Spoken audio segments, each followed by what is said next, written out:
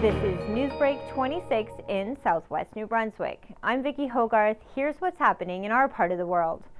Mount Allison Biology professor Dr. Vett Lloyd is spearheading a national research project studying long-haul COVID-19 patients. The study is the first of its kind in New Brunswick and aims to collect data from people across Canada who've technically recovered from COVID-19, but who are still experiencing long-term side effects from having had the virus. While everyone's experience is different, there are clusters of manifestations. Fatigue is a common one, and then pain in the joints, muscles, just all over body aches is another major issue. And there are waves of relapsing symptoms, then they'll wear off, get better, and they come back. Emily Bodishon, a healthcare worker from Quispamsis, who was diagnosed with COVID-19 in March of 2020, is one of the patients participating in the study who is still experiencing serious health problems almost a year after contracting the virus. Like by the end of April, I was starting to, do a little bits of exercise, and I started to get ready to go back to work.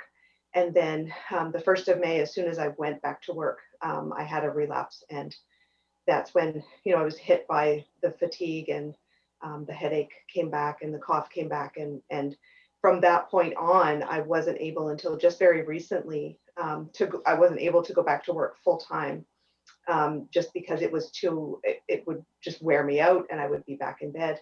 I still experience difficulty with breathing. I've been seeing a respirologist, and I'm on medication for that. My full half-hour interview with Bodishon and Dr. Lloyd appears in an all-new episode of Southwest Magazine on CHCO this week. Minister of Health Dorothy Shepherd unveiled a 5-year action plan on Tuesday aimed at addressing the increasing demand for addiction and mental health services in New Brunswick. The plan is intended to increase access to specialized services and will include the implementation of 14 walk-in addiction and mental health clinics across the province this year. The first of the new walk-in mental health clinics has been operating in Campbellton for almost the last 8 weeks and is already showing promising results. But in the first 6 weeks of the Campbellton clinic being open, they received 97 walk-in appointments that were actual walk-in appointments.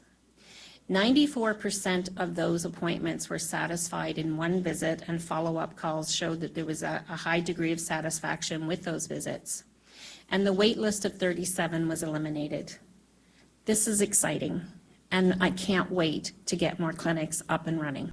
New Brunswick's annual Tourism Indicators Report was released earlier this month and provides concrete data that backs up what many of us already knew, that the province's tourism industry experienced a steep decline in 2020 thanks to COVID-19. Although losses in the tourism industry were felt across the province, some vacation hotspots like Kingsbrae Garden in St. Andrews fared better than others.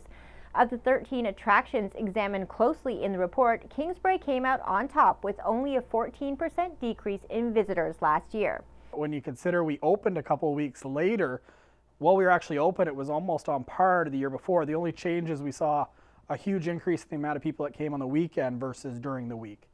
Finally, Sir James Dunn Academy started a new tradition last year of hosting a student talent showcase in the high school's newly updated theater. Although COVID-19 has made having an in-person audience impossible this year, students decided to turn the showcase into a virtual experience by recording their performances and artwork. So we started last year and hoping to have an annual showcase to showcase art and talent at our school. And so it kept going. This year we wanted the tradition to stay alive, so we decided to make it virtual this year. There's a variety of performances. You'll see some piano, some instrumentals, but there's also some stuff, some unique dances, and just a lot of talented students here showing off some of their talents. The full SJDA Talent Showcase will be broadcast on CHCO-TV next week in an all-new episode of Southwest Magazine. That's all the news I have for you. For more stories and live-streamed COVID-19 updates for New Brunswick, follow us on Facebook at chco.tv. A news and public affairs production of CHCO-TV, New Brunswick's only source for independent community television.